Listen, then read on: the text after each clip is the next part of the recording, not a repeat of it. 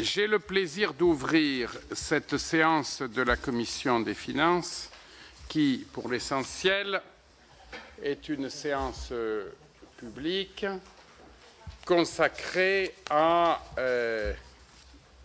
une audition plurielle sur un phénomène nouveau, c'est-à-dire celui des monnaies virtuelles. Et viennent à notre rencontre à ce sujet les membres d'un panel tout à fait diversifié et intéressant. Mais avant d'entrer dans le vif du sujet, je dois d'abord, mes chers collègues, vous faire approuver 2 désignations de rapporteurs. Nous devons désigner un rapporteur pour la proposition de loi de notre collègue Hervé Maurey visant à renforcer la protection des épargnants titulaires ou bénéficiaires de contrats d'assurance vie et d'avoirs bancaires. Le rapporteur général François Marc, si j'ai bien compris, accepterait cette charge supplémentaire, il nous le confirme. Vous n'êtes pas hostile à ce qu'il soit désigné? Alors, aucune main ne se lève, aucune voix ne se fait entendre, donc il est désigné. Ensuite, il y a lieu de désigner un rapporteur pour un rapport thématique qui sera conjoint avec la Commission sénatoriale pour le contrôle de l'application des lois et qui portera sur les dispositions législatives relatives au pouvoir de sanction des régulateurs financiers, notamment issu de la loi du 22 octobre 2010, dite de régulation bancaire et financière. Je pense que Madame Damarzit, ici présente, ça lui dit quelque chose de ses activités coupables de la période précédente. Et donc, pour ce rapport, conjoint avec la commission que préside M. David Assouline, mais enfin, le travail va être fait par notre secrétariat, et il vous est proposé que le président de la commission, moi-même, puisse être désigné. Bon, s'agissant de dispositions que d'ailleurs, monsieur le rapporteur général, quand j'étais dans vos fonctions, j'avais rapporté, voire initié, et donc aller voir ce que ça devient ne me déplaît pas. Voilà. Donc, y a-t-il des objections à cette désignation? Pas d'observation particulière. Il en est ainsi décidé. Alors, nous passons donc au vif de notre matinée. Et certains ont pu être surpris que nous décidions de faire cette audition ce matin. Il n'y a pas lieu d'être surpris. La Commission des finances du Sénat, depuis 2008-2009, s'efforce d'approfondir les changements, souvent changements structurels de très grande portée, liés à l'irruption de l'économie numérique dans la vie économique et financière. Nous avons pris ce sujet par différents angles, notamment par l'angle fiscal, et nous avons été, je crois pouvoir le rappeler, la première instance parlementaire à missionner un cabinet indépendant pour mieux comprendre les enjeux en matière de fiscalité des entreprises multinationales du numérique. Mais, naturellement, la fiscalité n'est pas tout, même si la fiscalité est bien précieuse pour payer les charges de l'État, et qu'il faut veiller à son équité et à l'évolution des assiettes en fonction de la réalité économique et technologique. La fiscalité n'est pas tout.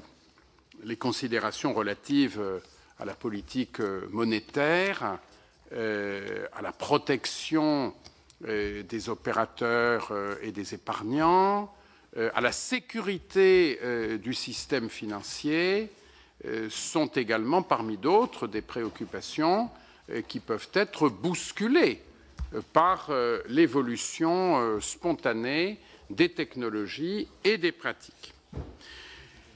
Donc, mes chers collègues, nous pensons être dans notre rôle lorsque nous nous efforçons d'approfondir le sillon. C'est ce que nous avons fait, par exemple, avec deux de nos collègues ici présents, Albéric de Montgolfier et Philippe Dallier, qui nous ont présenté il y a quelques semaines un rapport très concret, nourri de leur contrôle sur pièce et sur place, sur le rôle des douanes dans la lutte contre la fraude sur Internet.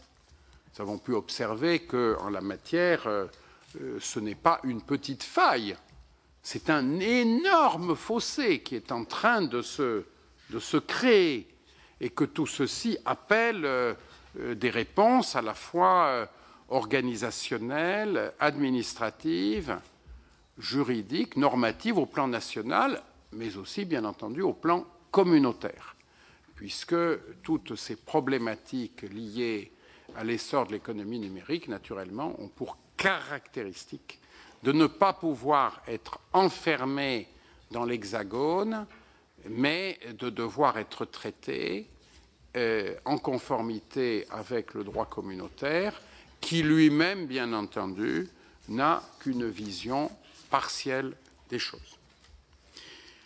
Nous voici donc réunis pour cette audition conjointe qui, je le répète, est dans la droite ligne de nos précédents travaux. 6 intervenants. Madame Delphine Damarzit, chef du service du financement de l'économie, donc c'est vous qui financez l'économie, naturellement, à la Direction générale du Trésor. Monsieur Denis Baud, directeur général des opérations à la Banque de France. Je suppose que l'on reconnaîtra à la Banque de France l'indépendance de son statut, la neutralité de ses appréciations, en particulier techniques. La Banque de France est placée institutionnellement en tant que telle et que membre de l'eurosystème dans cette position d'indépendance. Monsieur Jean-Baptiste Carpentier, directeur du service traitement du renseignement et action contre les circuits financiers clandestins. En d'autres termes, TRACFIN.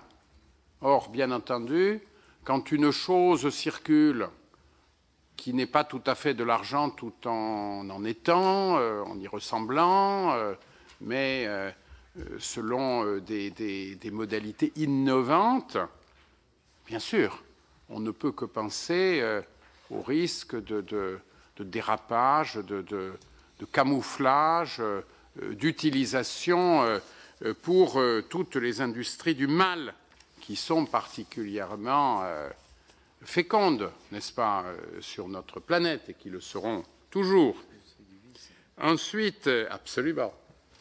Ensuite, M. Jean-Michel Cornu, qui est le directeur scientifique de la Fondation Internet Nouvelle Génération, donc qui nous expliquera ce que cela veut dire et ce que nous pouvons en tirer.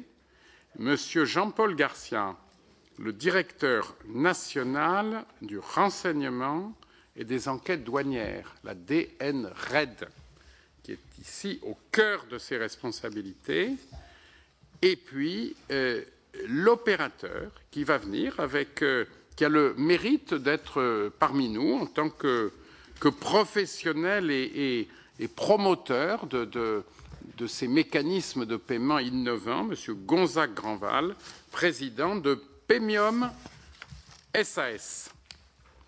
Alors, je vais vous proposer un mode d'organisation qui devrait nous permettre, mes chers collègues, mesdames, messieurs, de rendre le débat interactif et de l'animer tout en utilisant vos présences aux uns et aux autres au mieux du contenu de notre audition. Je vous fais donc la proposition suivante. Je m'apprête à donner la parole successivement à M. Baud pour la Banque de France, à M. Grandval pour l'opérateur, à M. Cornu qui s'exprimera en termes plus scientifiques et technologiques. Propos liminaires, et je leur demande de ne pas excéder 5 minutes. Ensuite, le rapporteur général va jouer avec son efficacité habituelle son rôle de sparring partner, si j'ose dire, et puis il va relancer avec des préoccupations, des questions, et il posera ces questions à l'ensemble du panel, mais peut-être aussi aux 3 intervenants de Bercy qui s'exprimeront ensuite, donc Madame Damarzit, Monsieur Carpentier et Monsieur Garcia pour respectivement le Trésor, Tracfin et les douanes. Ensuite, débat général auquel les uns et les autres participeront. Alors, pour lancer le débat, je me bornerai à citer un document adressé au Sénat américain en novembre dernier, ce n'est pas vieux, dans lequel la Réserve fédérale estime, sous la signature de M. Ben Bernanke, que les monnaies virtuelles sont prometteuses à long terme pour autant qu'elles deviennent plus sécurisées. Alors, c'est une formule très équilibrée, c'est bien balancé, on ne peut pas en attendre moins d'un banquier central qui ne peut pas apparaître comme hostile à l'innovation tout en étant naturellement soucieux de sécurité.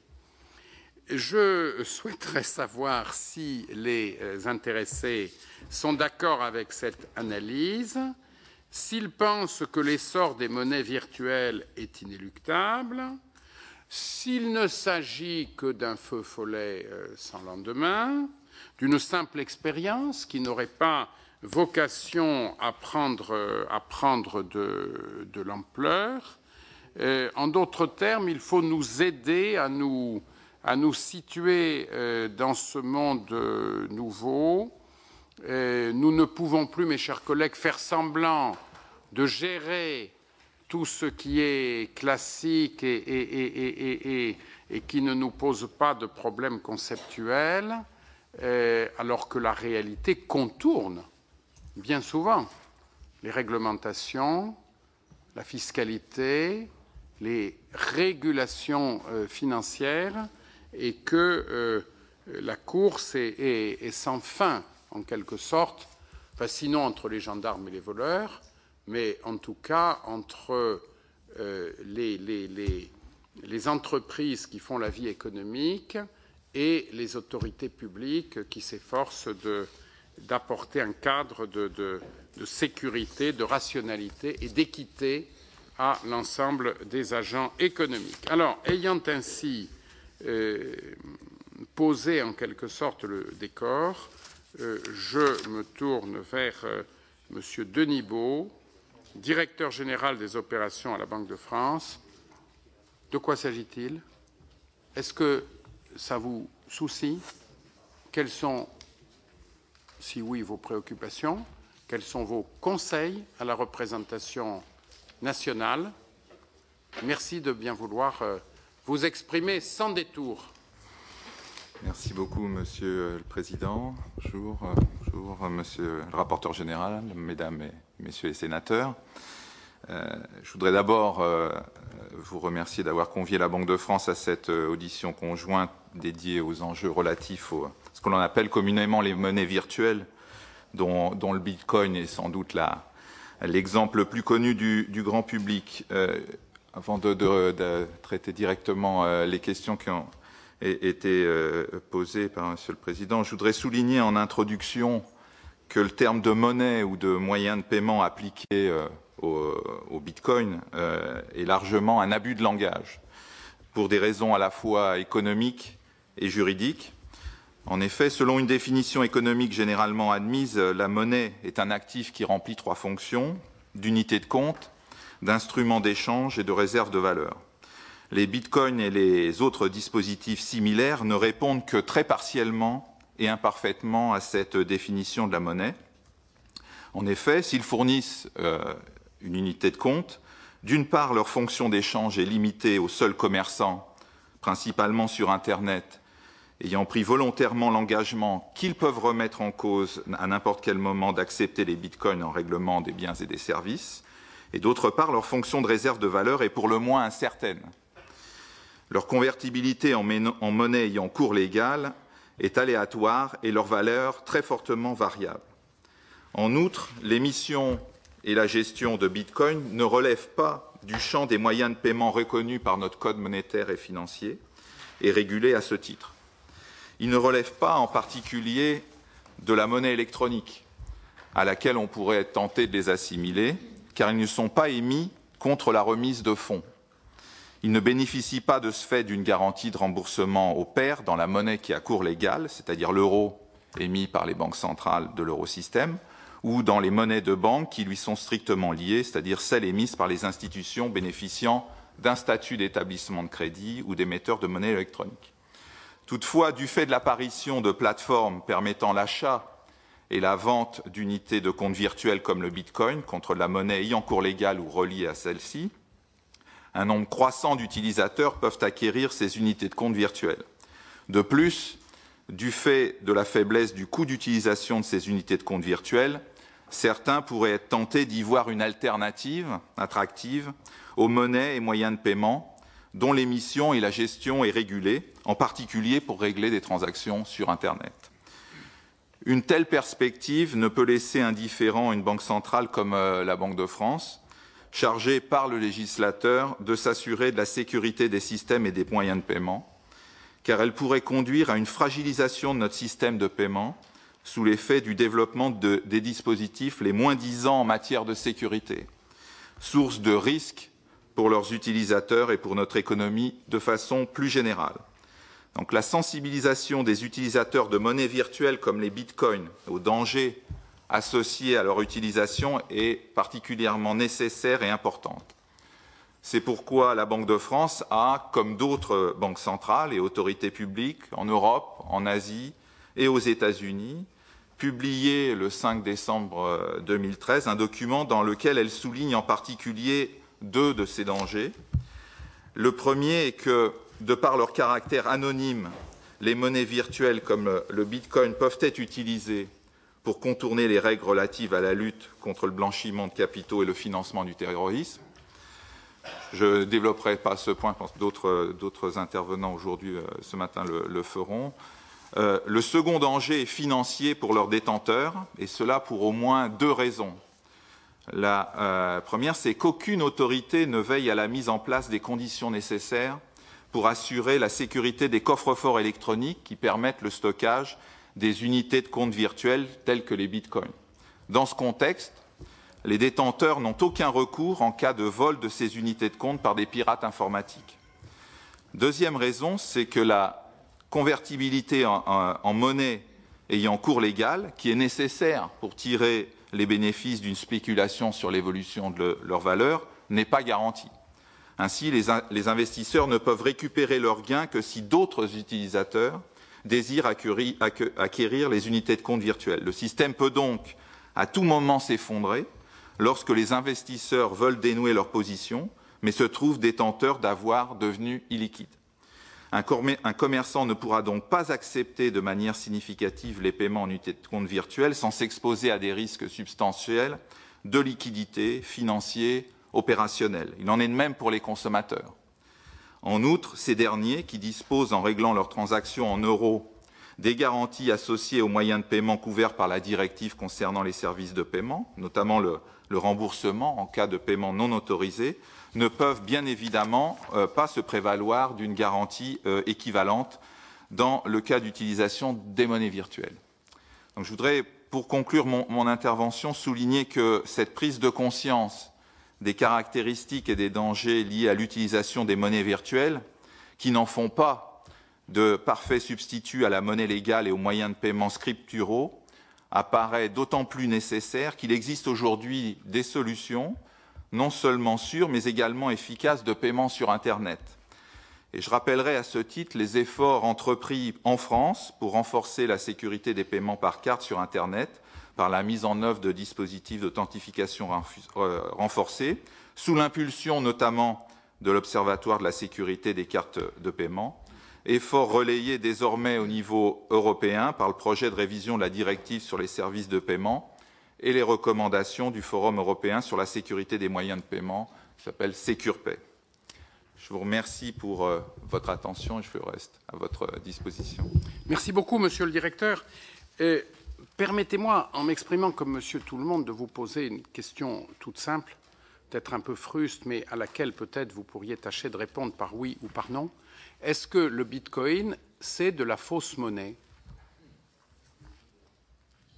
Je répondrai par oui ou par non? Pardonnez-moi, je vous provoque un peu. Ça n'est pas de la monnaie, je répondrai à... Ah, voilà, ce n'est pas de la monnaie. Donc dès lors que ce n'est pas de la monnaie, ça ne peut pas être vrai ou faux. La notion de fausse monnaie voilà. a une connotation très particulière. Oui. Donc, pour ça que je ne veux pas utiliser cette expression, mais ça n'est pas de la monnaie. C'était le premier point de mon intervention, au sens où on la définit habituellement. Merci infiniment de vous être prêté au jeu. Alors, je me tourne vers Monsieur Grandval. Vous êtes un expert, praticien de cette chose, n'est-ce pas, que l'on ne va pas nommer, qui n'est pas de la monnaie, mais qui circule, qui, semble-t-il, se développe. Et la société que vous avez fondée, Paymium, est une des premières start-up françaises qui élabore des solutions de paiement en Bitcoin. Donc, pouvez-vous nous expliquer comment ça se passe, nous apporter votre vision de ce sujet? Alors, est-ce un marché porteur? Est-ce une niche en termes de développement du secteur numérique? Est-ce que c'est vraiment un levier essentiel? Est-ce que cette chose va être créatrice d'emplois? Comment mesurer tout cela? Les agents dans les transactions, y trouveront-ils leur compte? Enfin, est-ce que vous pouvez nous aider, sinon à toucher cette chose qui est par définition virtuelle, mais du moins à essayer de comprendre ce qu'elle est réellement et si elle est vertueuse ou vicieuse, ou les deux à la fois, comme sans doute chacun d'entre nous. Alors, allez-y. Merci, Monsieur le Président, Mesdames, Messieurs les sénateurs. Je vous remercie pour votre invitation. Dans les 5 minutes qui me sont imparties au démarrage, je vais essayer de vous présenter ce qu'est Bitcoin, et pas forcément les avantages, les opportunités, mais vraiment ce qu'est Bitcoin de notre point de vue. Je n'ai pas pu projeter ma présentation, donc vous avez normalement des documents qui vous ont été remis. Je vous propose qu'on les passe assez rapidement, puisque 5 minutes, le délai est assez court. Alors Bitcoin, effectivement, ce n'est pas une monnaie. Bitcoin, c'est avant tout une technologie. Et Bitcoin, c'est une technologie qui est libre et qui existe depuis plus de 5 ans maintenant. Elle a été spécifiée en 2008 et mise en activité en 2009, en janvier 2009. Bitcoin, c'est une technologie, et plus précisément, c'est un protocole. Ce protocole technique définit 2 choses.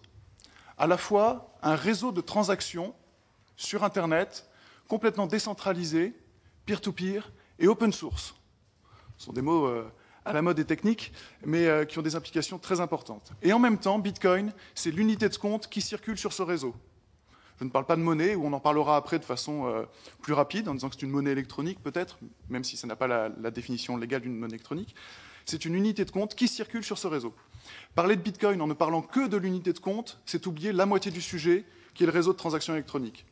Et Bitcoin est d'ailleurs défini ainsi, comme un système de paiement électronique. Ça n'a jamais été défini comme une monnaie.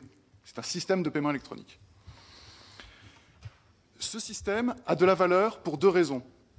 D'une part, le réseau existe aujourd'hui avec un nombre d'utilisateurs important, avec une puissance de calcul informatique distribuée très importante, avec une résilience forte et une sécurité qui s'accroît de jour en jour. Face à ça, une des caractéristiques de l'unité de compte Bitcoin, c'est qu'elle est émise en quantité limitée. Ce qui fait de Bitcoin une unité de compte rare qu'on pourrait assimiler à une action d'un réseau Bitcoin, qui est un réseau libre. On est là face à un statut un peu hybride de cette unité de compte. Sur la slide 2, je vous présente ici la façon dont sont opérés les paiements électroniques. Le système que vous voyez en haut à gauche, c'est un système à 4 coins qui est le système de fonctionnement des paiements électroniques de manière classique par carte bancaire, faisant intervenir un marchand et un porteur, et au-dessus d'eux, la banque du marchand et la banque du porteur.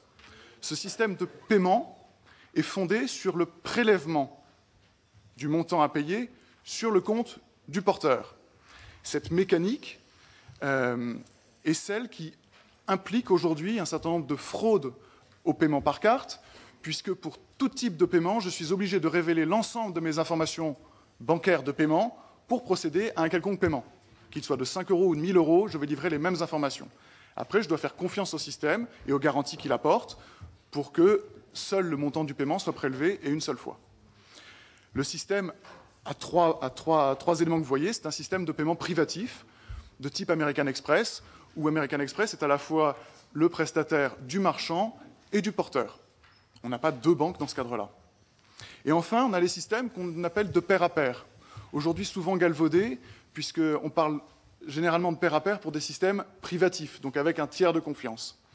Bitcoin est la première instanciation d'un réseau véritablement de pair à pair, sans tiers de confiance au milieu, la confiance étant distribuée à l'ensemble des participants au réseau. J'approfondis pas, j'ai pas beaucoup de temps. Je ne passe pas sur les slides 3 et 4 qui décrivent comment sont réalisées des transactions sur le réseau Bitcoin. Je voudrais simplement souligner que le protocole Bitcoin étant un protocole libre, l'ensemble de la technologie appliquée est auditable par tout le monde. Et cela fait 5 ans désormais que tout le monde audite cette technologie et que tout le monde est tombé d'accord pour dire que la technologie était extrêmement sûre et extrêmement vertueuse. Donc, si vous voulez, on pourra, lors d'une autre séance, approfondir ces sujets techniques. Le point d'après présente la vision de Bitcoin d'Eupemium. En tant que technologie innovante, nous assimilons Bitcoin à la même mesure que Internet, l'email ou la voix sur IP.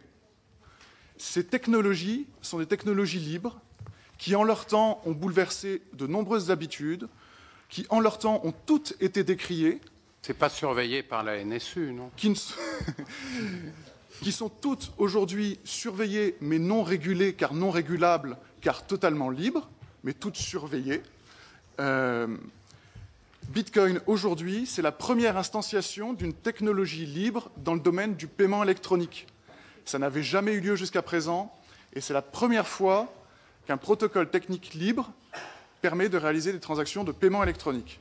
Ça devrait être un point suffisant pour s'arrêter et considérer que cette technologie est peut-être à l'origine d'opportunités importantes dans le domaine du paiement, comme l'email l'a été dans le domaine des communications ou la voix sur IP dans le domaine des télécommunications.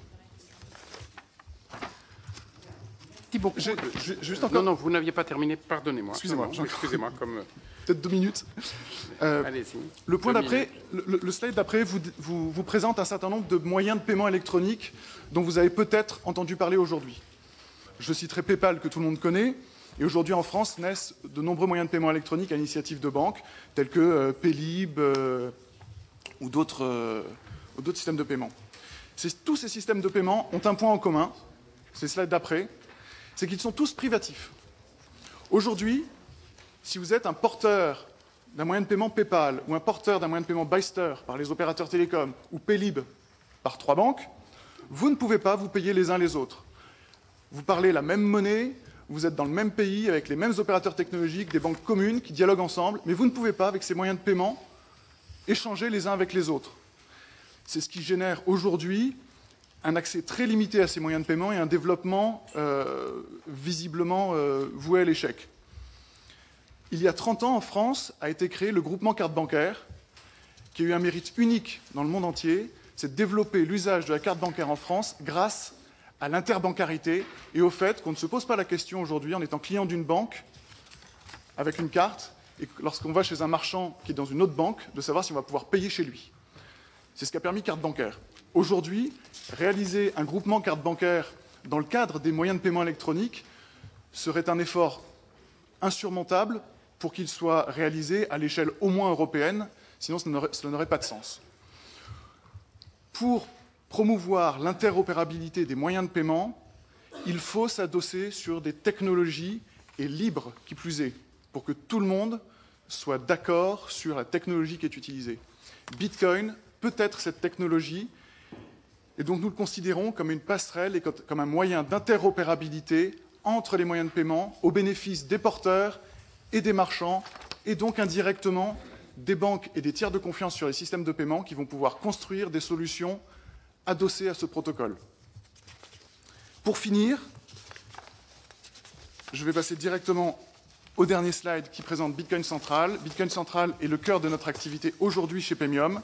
Il s'agit d'une place de marché sur laquelle des acheteurs et des vendeurs, qu'ils soient particuliers ou professionnels, peuvent acheter ou vendre des bitcoins, faisant de Bitcoin Central une passerelle de paiement entre les euros et le réseau Bitcoin, et inversement. Cette place de marché fonctionne en partenariat avec un établissement de paiement, qui est un organisme agréé par la Banque de France, qui pourra nous en parler peut-être tout à l'heure, autorisé à exercer des activités de paiement électronique. Pour notre part, il réalise la tenue de compte de nos clients en euros, dans le respect des règles prudentielles de connaissance des clients, et avec donc une connaissance du client très forte dès le premier centime d'euro sur chacune des transactions. La sécurité chez Bitcoin Central est un point majeur, et nous pratiquons une politique de stockage des bitcoins de nos clients à 100% hors du réseau. C'est un point un petit peu complexe qu'on abordera peut-être tout à l'heure. Et enfin, notre territoire pour Bitcoin Central, c'est l'Europe. Aujourd'hui, il n'y a pas de marché français. Le marché Bitcoin, il est majoritairement américain. En Europe, il est majoritairement nord-européen. Force est de constater qu'en France, il est le moins développé des pays européens, ou presque. Donc il est de notre devoir, et c'est un enjeu important pour nous, de développer notre activité partout en Europe pour faire émerger un acteur européen majeur dans le domaine du paiement électronique de demain, qui s'appuie sur une réglementation française et européenne depuis l'origine. Je vous remercie. Merci beaucoup de cette présentation. Puis-je également vous poser deux questions très simples, appelant des réponses très brèves. Première question, a-t-on une idée du volume des transactions annuelles en France sur cet instrument? Alors, nous avons une idée, nous, en tant qu'opérateurs de l'activité sur notre place de marché. En revanche, il est difficile d'estimer le volume d'activité en France à proprement parler. Donc ça, je n'aurai pas de chiffres. Ce qu'on peut dire, c'est que les porteurs français ou les utilisateurs français de Bitcoin ne sont pas cantonnés à un usage en France. Aujourd'hui, ils l'utilisent majoritairement sur des pays étrangers. En revanche, on assiste de plus en plus à un intérêt croissant des marchands français. OK. Deuxième question, toujours réponse très simple, très claire, lapidaire. Vous nous parlez de Bitcoin Central, de l'architecture du système, du réseau. Il y a sans doute des moyens puissants qui permettent à tout cela de fonctionner. Ça appartient à qui? Ça rapporte à qui? C'est déclaré où? Alors, le système n'appartient à personne d'autre qu'à tous ses utilisateurs. Le système email n'appartient à personne. Le système Bitcoin n'appartient à personne, il appartient à tous ses utilisateurs. Et donc, la valeur du réseau, comme je le disais tout à l'heure, elle est uniquement fondée sur le nombre d'utilisateurs et l'usage qu'ils font de ce réseau. Enfin, ça appartient à personne, mais quand même, les profits appartiennent aux grands opérateurs internationaux qui utilisent ces canaux. Alors, et ça, ce n'est pas du bénévolat. Les profits liés au réseau Bitcoin à proprement parler viennent uniquement servir les processeurs du réseau Bitcoin. Ce sont des profits internes au réseau. En revanche, sur ce réseau se construisent des activités commerciales comme la nôtre, qui effectivement ont vocation à générer des profits dans leurs activités. Mais le réseau Bitcoin, de façon autonome, génère des profits exclusivement au bénéfice des processeurs du réseau, qui sont des pairs dans le réseau pair à pair. Merci beaucoup d'avoir bien voulu jouer le jeu.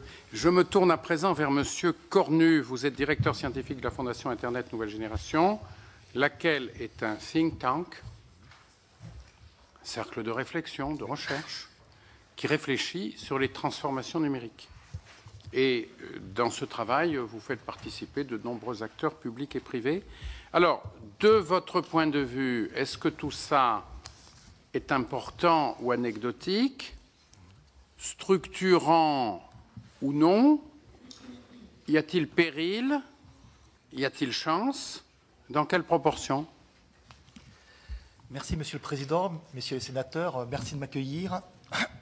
Alors, depuis 3 ans à peu près, nous avons fait un travail sur ce qu'on a appelé l'innovation monétaire avec 160 personnes donc, qui sont des banquiers, des économistes, des innovateurs ou de simples citoyens. Et nous avons cherché à comprendre quelles étaient effectivement les opportunités et les risques. Le biais que je vais prendre est celui de l'innovation, c'est-à-dire que nous créons actuellement de la valeur par l'innovation, c'est une chose. Il existe un certain nombre d'innovations, alors technologie, de services. Aujourd'hui, même l'innovation technologique n'est pas suffisante. Aujourd'hui, l'innovation économique, dont fait partie l'innovation des... Alors, je ne vais pas utiliser le terme de monnaie, mais des mécanismes de type monétaire, pour être un peu plus précis, eh bien, présente un certain nombre d'opportunités pour rendre possible d'autres types d'innovations. Comme toutes les innovations, par exemple biologiques, eh bien, elles peuvent comporter des risques et donc il faut comprendre à quel moment il est nécessaire de laisser passer des tests et quels sont les risques par contre encourus de manière à ce que l'on puisse à un moment donné choisir effectivement ce que l'on souhaite ou non. Par rapport à ça, je pense qu'il faut distinguer plusieurs choses et je vais essayer d'élargir le propos de Bitcoin et même peut-être des monnaies virtuelles, parce que le mot virtuel lui-même n'est pas forcément une caractéristique suffisante, loin de là. On a parlé tout à l'heure, M. Grandval parlait effectivement de monnaie pair à pair ou de monnaie libre ou de choses comme ça.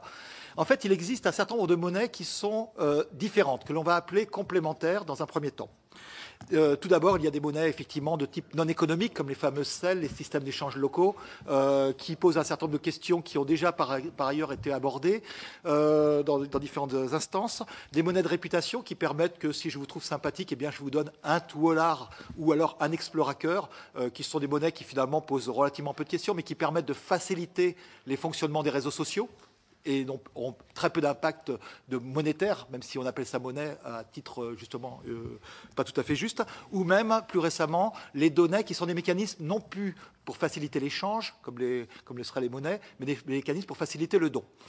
Ça, c'est une chose, mais ce qui va nous intéresser, évidemment, c'est les mécanismes monétaires qui, eux, vont avoir trait aux échanges, éventuellement aux échanges commerciaux. Alors, il y a effectivement les monnaies locales complémentaires qui sont, elles, réduisent le champ de l'échange à un territoire, comme le sol violette à Toulouse, l'éole à Brest, à différents endroits. Ils présentent un certain nombre de caractéristiques aussi. Et puis des monnaies affectées qui, elles, vont réduire, au contraire, non plus le territoire, mais ce que l'on en fait. Je vais vous prendre un exemple très rapide. À Curitiba, au Brésil, eh bien, une monnaie, cette monnaie-là, vous ne pouvez la gagner que en triant vos déchets, et vous ne pouvez la dépenser que dans les transports en commun. Et cette petite monnaie, qui finalement représente l'équivalent d'une masse monétaire insignifiante, a fait des changements de transformation énormes et des économies à Curitiba, gigantesque, au point de devenir la capitale verte du Brésil. Donc pour vous montrer que l'impact n'est pas simplement que sur la masse monétaire. Et troisièmement, et celui qui va nous intéresser, c'est ce que j'appellerais des monnaies alternatives qui ne se limitent pas forcément qu'à l'échange, mais qui peuvent avoir un impact, en particulier, pourquoi pas, investir, prêter, ou spéculer, ou autre chose. Dedans, on y trouve des monnaies un peu plus anciennes, comme le VIR suisse, qui permet, par exemple, en Suisse, d'échanger lorsque la monnaie, le franc suisse, n'est plus suffisant, depuis 1933. Aujourd'hui, ça représente 25% des PME suisses, 90 000 PME, et ça représente aujourd'hui une possibilité pour ces PME d'échanger même en période de crise. Et on dit de temps en temps que c'est une monnaie plus facile à gagner et plus difficile à dépenser. Mais aujourd'hui, vous pouvez acheter votre maison en VIR avec une particularité justement très différente par rapport à ce qu'on nous a présenté sur Bitcoin, c'est qu'il n'y a pas de conversion, c'est-à-dire un VIR égale un franc suisse, mais il est absolument impossible de le convertir. Et donc, c'est bien un système totalement séparé. D'autres systèmes comme le SCEC en Italie ou le Red Tirker Solidario en Argentine, qui a eu un impact assez marginal jusqu'à temps qu'il y ait la crise en Argentine, où là, ça a eu un impact majeur pour permettre aux gens de survivre. Et puis la monnaie est redevenue un épiphénomène par la suite. Alors ces monnaies, évidemment, le côté virtuel a permis simplement de faciliter le développement, et en particulier de monnaies un peu plus ayant des particularités un peu plus nouvelles, un peu plus intéressantes, un peu plus innovantes. Bitcoin en fait partie, de la même manière que OpenUDC, Frycoin, Icon, bref, un certain nombre de monnaies. Et donc je vais essayer de vous proposer d'avoir 3 critères pour essayer d'analyser une monnaie, non pas pour décider il faut oui, non, ces monnaies c'est bien, mais plutôt pour dire nous avons probablement besoin d'innovation monétaire pour faciliter le reste de l'innovation et créer de la valeur, mais nous devons être conscients des risques. Ces 3 critères sont d'abord le poids dans la masse monétaire. Qu'est-ce que ça représente? Si on fait rien, effectivement, si on interdit toutes ces monnaies-là, eh bien, on n'aura simplement pas d'innovation. Mais est-ce que ça pose un problème par rapport à la politique monétaire, par exemple? Deuxième question, la question de transparence. Alors, on a abordé la question du blanchiment, mais il y a une autre question derrière, c'est celle de la taxation et donc du financement de la collectivité. S'il n'y a pas de transparence, évidemment, on aura un petit problème pour financer la collectivité. Donc, quel est le niveau de transparence ou non? Et troisième aspect, c'est la dérive spéculative. La spéculation est une bonne chose, spéculer, ça veut dire prévoir, mais lorsque la spéculation sur la monnaie devient supérieure à la spéculation sur les biens, effectivement, on peut avoir un problème qui n'est pas limité ni à Bitcoin, ni à des monnaies complémentaires, mais que nous connaissons dans notre propre monnaie actuellement. Et donc, l'autre aspect des risques spéculatifs, évidemment, est dans le change, effectivement, et dans l'instabilité qu'il peut y avoir entre différentes monnaies.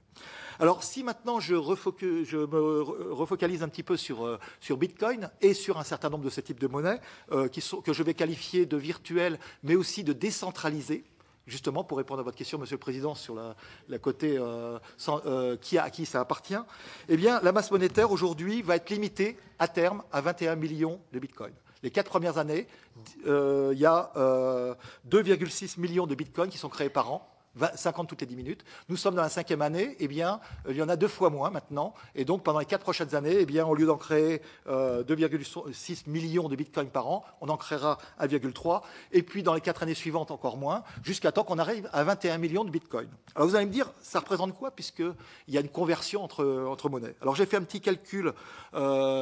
Aujourd'hui, nous sommes à peu près à 12 millions de bitcoins en circulation aujourd'hui, début 2014. Ça représente, au cours actuel, 7 milliards d'euros sur l'ensemble de la planète.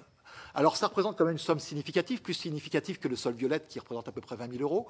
Ça représente aussi, si on s'amusait de façon totalement caricaturale à dire tiens, les échanges de la France dans le monde représentent 10%, ce qui est complètement caricatural, eh bien ça représenterait 0,3 pour 1000 du PIB français.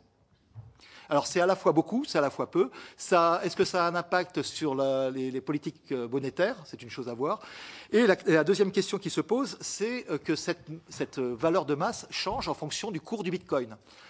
Si je me projette en 2040, moment où Bitcoin aura fini de créer des nouveaux Bitcoins, et donc il n'y en aura plus de nouveaux, avec cette somme fixe. Si je prends le cours d'introduction en 2009, eh bien ça représentait 80 millions d'euros. Donc, somme assez insignifiante.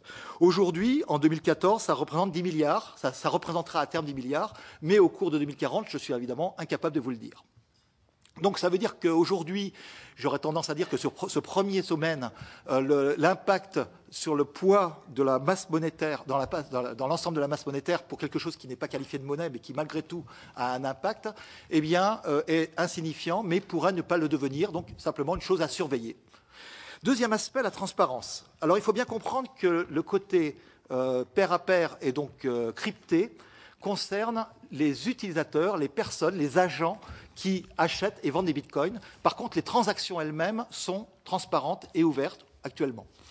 Alors, ça veut dire quoi? Ça veut dire qu'en termes de blanchiment, effectivement, on a une petite question qui se pose, c'est pas tellement la transaction qui est importante, mais qui l'émet et qui la reçoit. Donc là, on a une difficulté qui reste à analyser. En termes de, si je reprends mes autres aspects, en termes de taxation et de financement de la collectivité, on pourrait se dire, bah, tiens, finalement, toutes les taxations, c'est super, je les vois, donc je peux taxer, mettre de la TVA, par exemple, dessus, pourquoi pas. Sauf que, évidemment, je ne sais pas les destinataires, et donc je ne sais pas dans quel pays faire la taxation.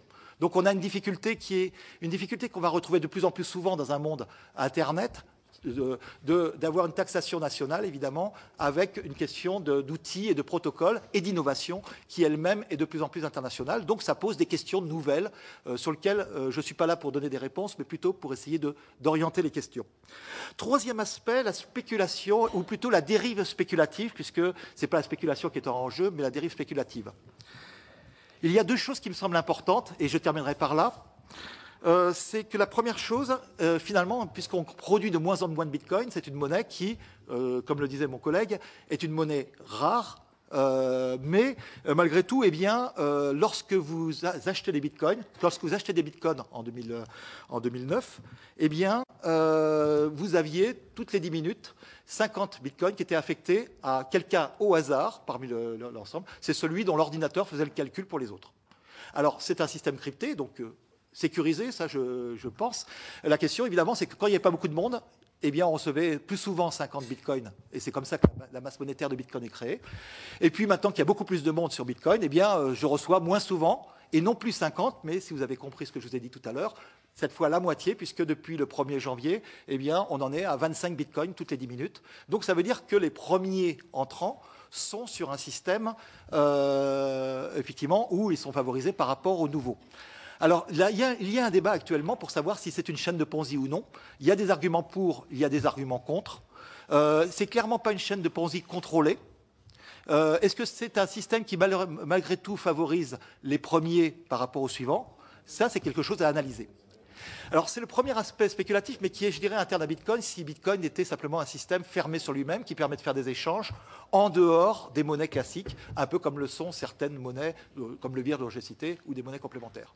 Deuxième chose, il se trouve que Bitcoin est donc un système qui permet la convertibilité. Il y a donc des bourses, comme on l'a vu avec Premium, des places de marché. Les virements, pour être plus sécurisés, effectivement, parce qu'on a un système un peu comme où à partir du moment où c'est fait de façon automatique, oui, de façon automatique, eh bien, on va avoir un système qui va ressembler un peu à l'échange de billets. Eh bien, on n'accepte pas les cartes PayPal, mais on peut effectivement faire des virements. Aujourd'hui, juste un chiffre pour terminer, le système, l'inflation donc de la valeur de Bitcoin par rapport à l'euro est de 900% en 2013 ou de 618% si j'ai repris les chiffres du 17 septembre 2013 à hier, 14 janvier 2014. Donc on voit que d'une part la valeur augmente par rapport à l'euro dans le temps et que le nombre de Bitcoin par contre diminue. Donc deux questions, encore une fois, à se poser en termes de dérives spéculatives. Ce qui me semble très important, et le seul message que j'aimerais vous passer, c'est que nous avons absolument besoin d'innovation et que l'innovation technologique ne suffit plus, l'innovation de service est nécessaire, mais il faut aller plus loin. L'innovation économique dans les modèles économiques, dans les nouveaux modes de financement, comme le financement par la foule, ou comme les monnaies innovantes, ou les mécanismes monétaires innovants sont indispensables, mais il nous faut des critères, comme ceux que j'ai proposés par exemple, pour analyser les meilleures innovations et celles qui nous permettront d'aller dans l'avenir. Merci. Merci beaucoup, monsieur le directeur scientifique. J'ai très mal présidé, j'ai été très bienveillant, je vous ai laissé parler le double du temps qui était prévu. Bon, il ne faudrait surtout pas que les autres intervenants en fassent une règle générale, bien entendu. Mais c'était très concret et c'est pour cela que je vous ai laissé poursuivre. Alors, monsieur le rapporteur général, qu'est-ce que toutes ces communications, tous ces éléments vous inspirent? Eh bien, Monsieur le Président, moi je trouve que ce sujet est d'une extrême importance. Monsieur Grandval a tout à l'heure évoqué les cartes bancaires et nous a fait remonter 30 ans en arrière. Et pour quiconque se penche sur ce sujet des cartes bancaires, il constatera en relisant les débats de l'époque qu'il y avait plus que des réticences à l'utilisation élargie et systématisée des cartes bancaires. Il y a eu un grand débat dans le monde, il y a eu un grand débat dans notre pays, il y a eu des résistances, il y a eu bien bon nombre d'interventions ici et là qui mettaient en exergue les dangers, les risques que tout ça allait comporter. Et il y avait dans notre pays beaucoup de commerçants qui refusaient les paiements en carte bancaire. Donc on a là un rapprochement qui nous permet bien d'identifier le fait que l'innovation en ce qui concerne les actes économiques et en particulier les actes liés au paiement pose assez naturellement des problèmes et ceci est encore conforté par tout ce qui entoure le sujet aujourd'hui puisqu'on nous a parlé, Monsieur Beau nous a parlé de coffre-fort électronique et vous avez vous-même parlé à l'instant des dérives, des spéculations. Ce sont de nombreux mots qui interviennent à la discussion et qui démontrent, s'il en était besoin, qu'on est au cœur d'une préoccupation qui est fondamentale dans notre société. Mais malgré ceci, malgré ces interrogations, on a le sentiment que cette innovation apporte une réponse positive parce que la théorie économique nous enseigne depuis au moins 50 ans que lorsque l'on améliore la situation sur les coûts de transaction, on crée une dynamique économique porteuse d'avenir. Et j'ai le sentiment ici que c'est bien de ça qu'il s'agit. Et tout à l'heure, la question qu'on vous posait, qui sont les bénéficiaires, où tombent les royalties, vous nous avez bien dit que c'est internalisé, que ce sont les acteurs qui eux-mêmes bénéficient de l'amélioration des coûts de transaction, et qu'en l'occurrence, c'est dès lors une logique économique tout à fait porteuse d'avenir. Mais pour interroger nos trois intervenants qui vont suivre, je voulais, ayant dit cela, préciser aussi que certains estiment tout de même, et on va aller plus loin dans l'interrogation, que les bitcoins aujourd'hui sont présentés comme la monnaie des mafias, entre guillemets, hein, bien entendu, mais c'est une expression que je n'ai pas inventée. Et dès lors, peut-être, puisque nous sommes ici au Parlement et dans une préoccupation de régulation, bien entendu, pour tout ce qui concerne l'activité économique, peut-être pourrions-nous être mieux éclairés sur quelques sujets importants. Et je m'adresse aux trois intervenants qui vont s'exprimer. Est-ce qu'on peut nous expliquer comment et pourquoi cette monnaie est utilisée pour le blanchiment d'argent ou pour les transactions de drogue ou le paiement d'armes? C'est quelque chose qui revient souvent dans les choses qu'on peut lire sur ce sujet. Est-ce que le bitcoin a permis le développement des trafics ou bien s'est-il substitué aux monnaies que nous connaissons? Et au fond, derrière bitcoin, il y a aussi d'autres monnaies. Il y a d'autres monnaies virtuelles plus confidentielles qui seraient plus spécialement développées dans le but de servir au blanchiment des activités criminelles. Donc, est-ce que c'est l'arbre qui cache la forêt, Bitcoin? Est-ce que derrière, il y a tout un ensemble de protocoles plus spécialisés qui autorisent d'autres exploitations non vertueuses? Et qu'est-ce qu'on peut nous dire sur ce point? Et puis, s'agissant du Trésor, peut-être qu'il serait bon qu'on nous éclaire sur les réflexions en cours sur le sujet du Bitcoin en France et en Europe, puisque nous avons constaté que les États avaient adopté des attitudes fort différentes vis-à-vis du Bitcoin. La Chine a pris des dispositions tout récemment pour un contrôle très étroit de l'utilisation de cet outil. La Thaïlande a mis en place une interdiction d'utilisation et l'Allemagne, de son côté, a, d'une certaine façon, reconnu une forme de statut légal à ce mode de paiement. Et donc, notre questionnement est en définitive le suivant, c'est comment la législation française peut évoluer, en particulier la législation fiscale et financière. Par exemple, est-ce qu'on doit déclarer ces bitcoins à l'ISF? Si on vend un objet contre bitcoin, est-ce qu'il faut lui appliquer la TVA? Et si une start-up pratique le change bitcoin contre euro, est-ce qu'on doit dès lors adopter le statut d'agent de change parce qu'on est dans cette pratique, en définitive, du point de vue concret? Donc, vous voyez, Madame, Messieurs, qu'il y a sur le plan de la régulation nécessité d'une meilleure compréhension de ce que sont tous les ressorts de ce nouveau dispositif qui tente à émerger et que nous comprenions bien aussi en quoi la régulation doit opérer d'une façon tout à fait exigeante aujourd'hui dans ce domaine. Voilà, Monsieur le Président, les questionnements, je pense, qui peuvent guider les propos de nos intervenants. Bien, merci beaucoup, Monsieur le rapporteur général. Je partage totalement ces questions. Et je rappelle, au moment de passer la parole à Monsieur Garcia, directeur national du renseignement des enquêtes douanières, que selon la Banque de France, en 2013, aux États-Unis, une action judiciaire conduite par le FBI et ayant mené à des arrestations a été engagée contre des fournisseurs de plateformes de conversion soupçonnés de blanchiment d'argent et de fraude fiscale, et que le 2 octobre 2013, c'est donc encore très récent, les autorités judiciaires américaines ont ainsi fermé le site internet Silk Road, site d'acquisition de produits narcotiques en ligne et anonyme, sur lequel s'échangeait une importante partie des bitcoins en circulation seul moyen de paiement accepté sur ce site. Alors, Monsieur Garcia, et puis Monsieur Carpentier, est-ce que vous pouvez tout nous dire sur ce sujet en 5 minutes chacun? Monsieur le Président, merci. Tout vous dire, beaucoup sans doute, en 5 minutes, plus difficile. Monsieur le Président, Monsieur le rapporteur, c'est toujours une grande joie et beaucoup d'émotion pour un si petit service d'être devant la représentation nationale et de s'exprimer sur un si vaste sujet.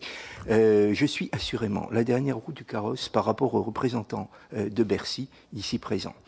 Et en même temps, probablement, sans offense, celui qui est le plus au contact de la réalité. Merci d'avoir terminé votre propos en citant cette remarquable affaire Silk Road. À la fin de l'année 2013, il s'est passé quelque chose en France qui évidemment n'a rien à voir avec Silk Road, en ceci qu'il n'impliquait pas autant de services et autant de monde qui sont intervenus aux États-Unis, et en même temps qu'il visait une cible infiniment plus humble que Silk Road. Nous avons la DNRED et spécialement Cyberdouane. Je vous ai amené le chef de Cyberdouane ici présent pour que vous le voyez. C'est à la fois le chef et l'essentiel du service de Cyberdouane, puisque c'est une poignée de personnes au sein d'un service de la DNRED qui fait 700 personnes et dont notre ministre répète à l'envi que s'il est essentiel, il n'est pas prioritaire.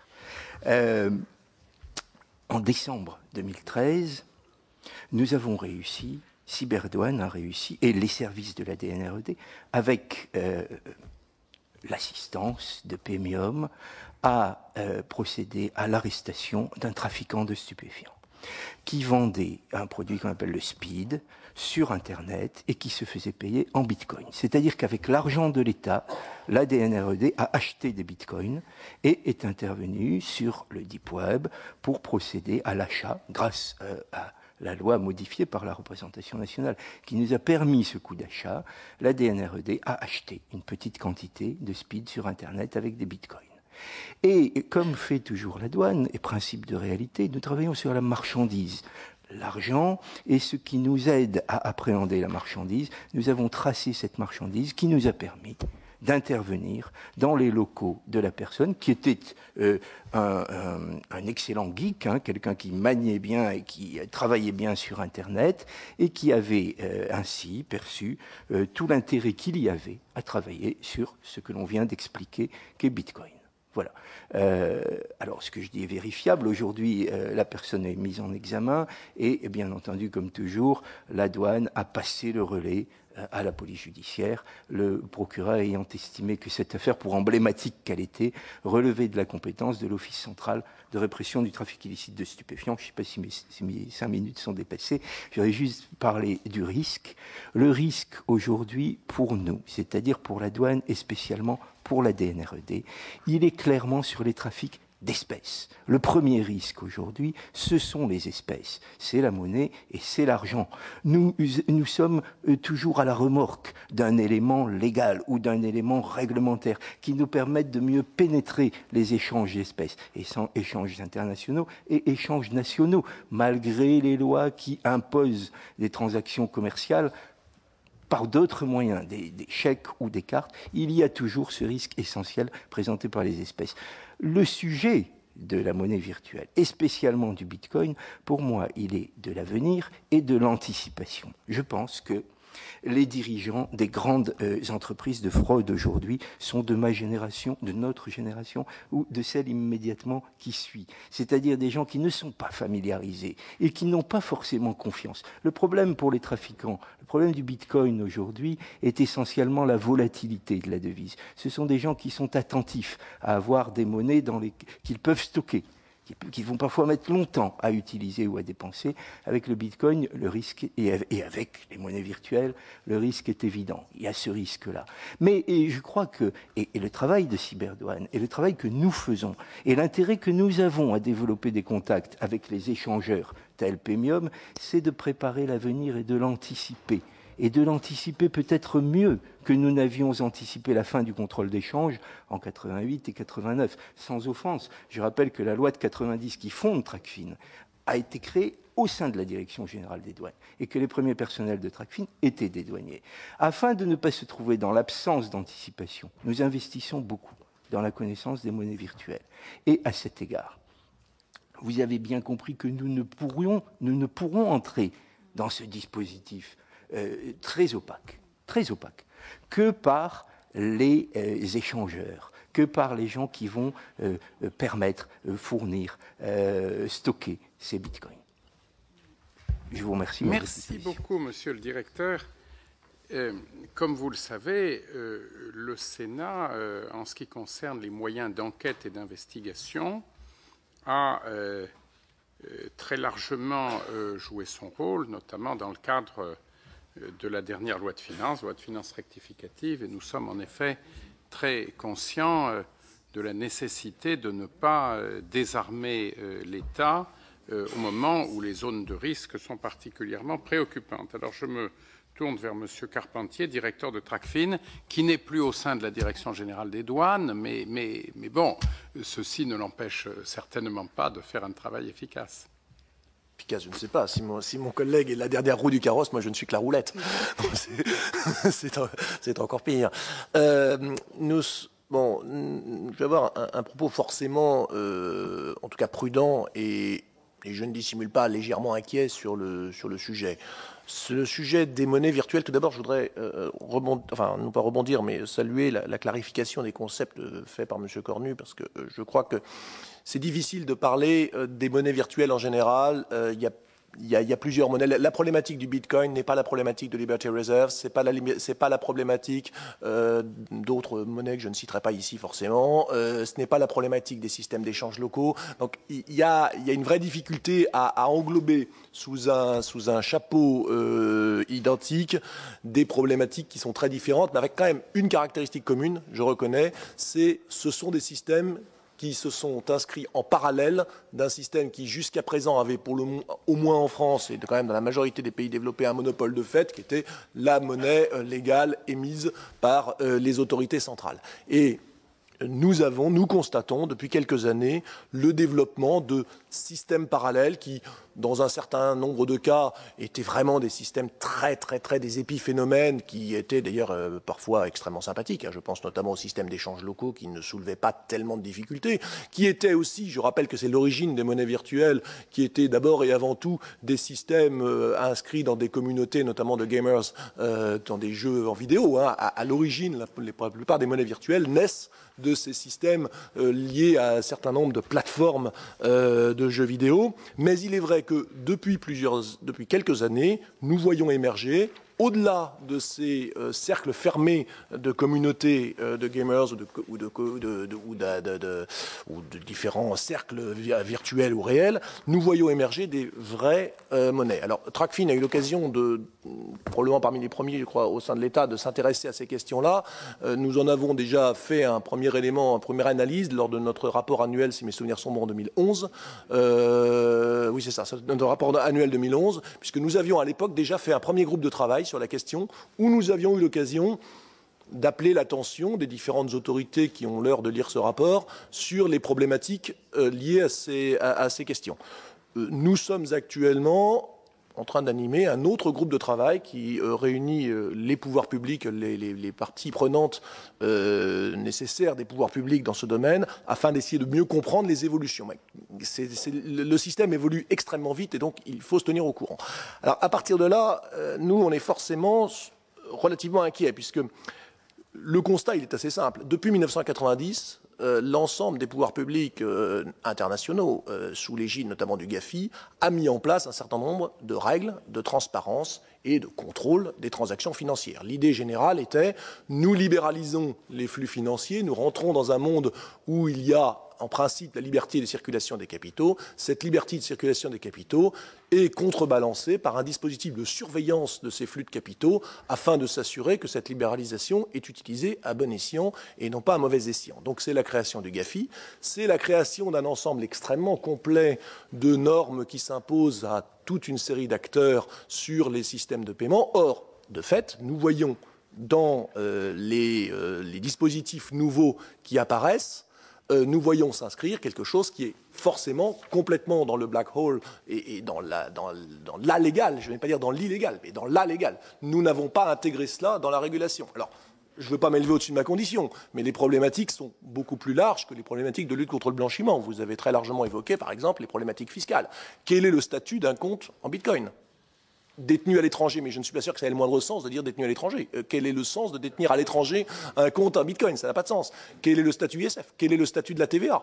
Comment enregistre-t-on en comptabilité une transaction? Mais que dis-je en bitcoin? Mais ça peut être en Liberty Reserve, ça peut être en n'importe quelle autre monnaie virtuelle. Il faut se rappeler qu'il y a d'autres monnaies.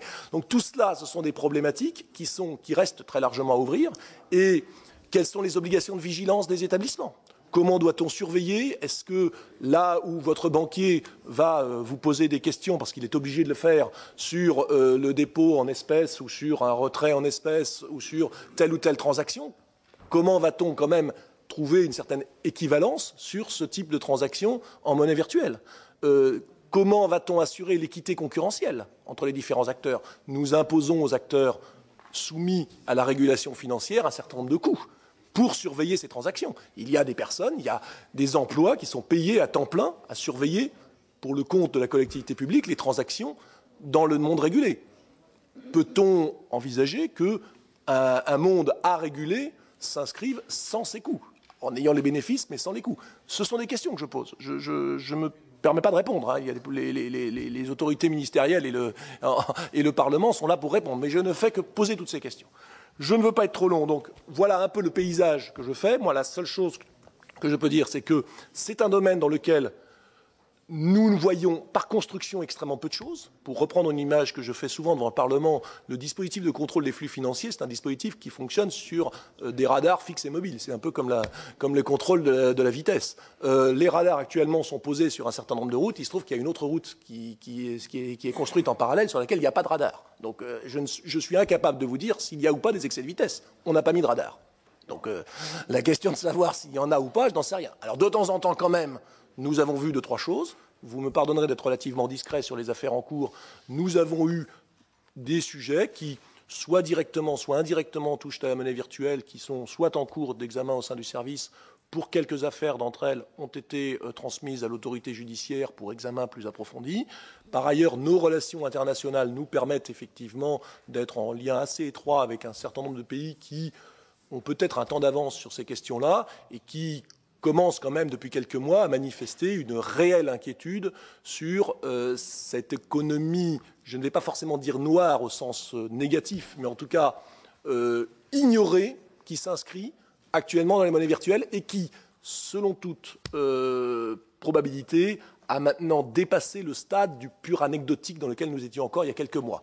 Je ne vais pas forcément dire que c'est du macroéconomique, mais nous sommes au-delà de l'épaisseur du trait, probablement. Je répondrai à vos questions après, mais je crois que j'ai été suffisamment long. Merci infiniment, monsieur le directeur, pour votre approche lucide. Bon, je crois qu'on peut partager vos questions. Bon, on espérerait dans cette audition aller un peu plus loin que la formulation des questions, n'est-ce pas? Parce que bon. Et maintenant, je vais me tourner vers madame Delphine Lamarzit. Donc, à vous la motion de synthèse. C'est très difficile, parce que soit on apparaît comme hostile à l'innovation, et bien entendu, on est voué aux gémonies du monde d'aujourd'hui. Hein, c'est un grand péril, surtout au Sénat. Soit on a une approche particulièrement libérale et allante sur le sujet, mais bien entendu au risque de tomber dans tous les travers qui ont été évoqués par vos prédécesseurs. Alors, quelle est votre ligne?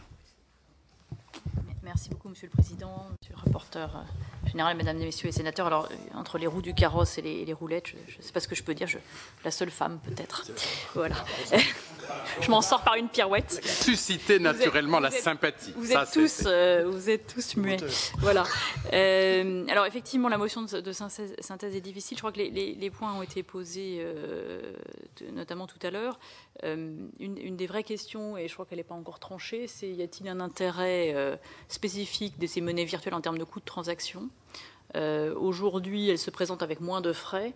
Donc il peut y avoir un intérêt sonnant et trébuchant pour les utilisateurs et pour les commerçants.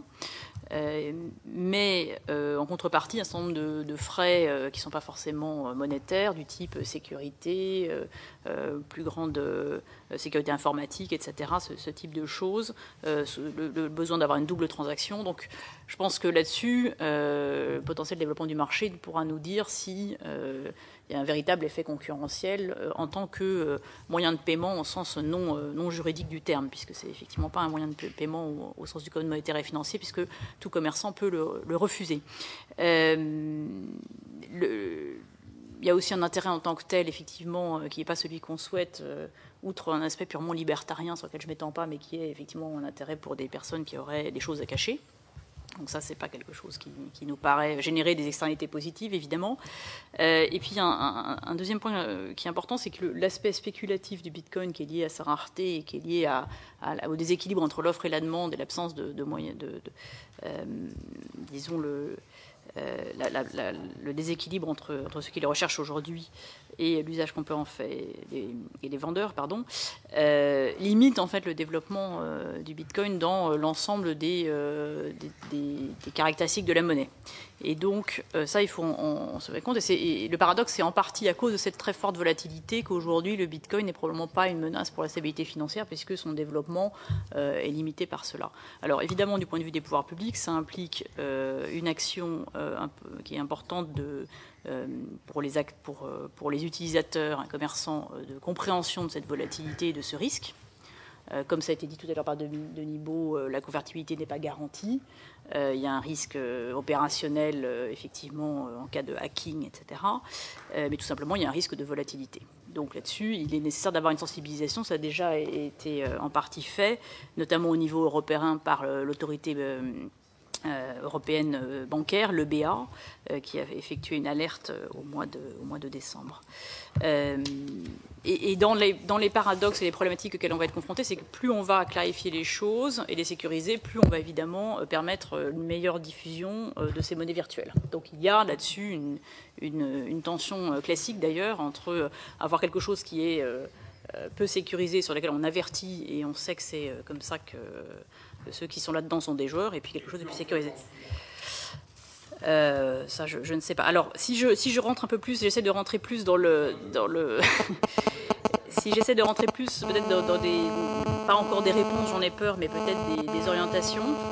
La question d'une interdiction absolue, je pense qu'elle a du mal, je ne sais pas si c'est moi qui fais ça, elle est difficile à poser en tant que telle, puisque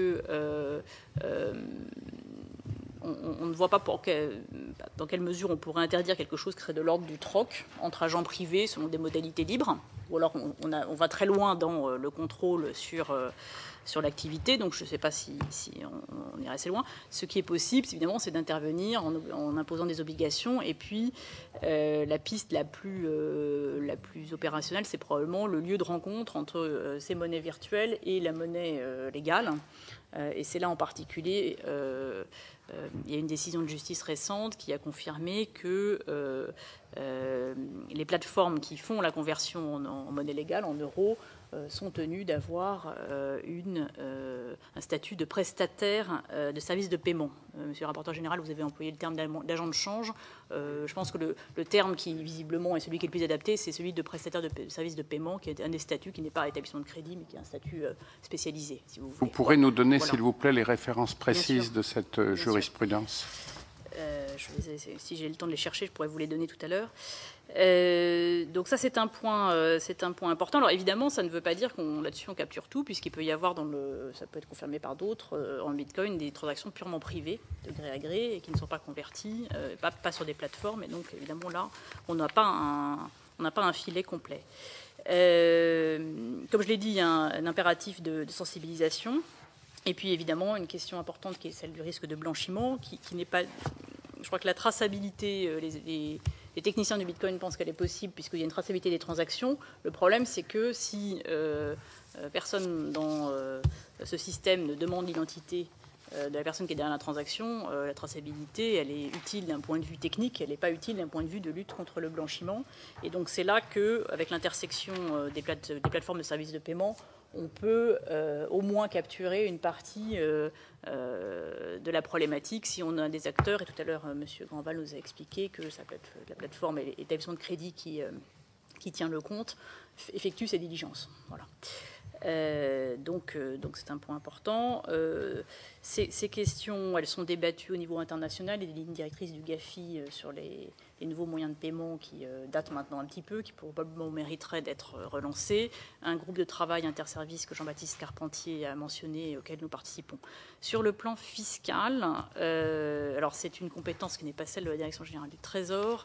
Les travaux sont en cours en lien entre la direction de la gestion fiscale et mes équipes.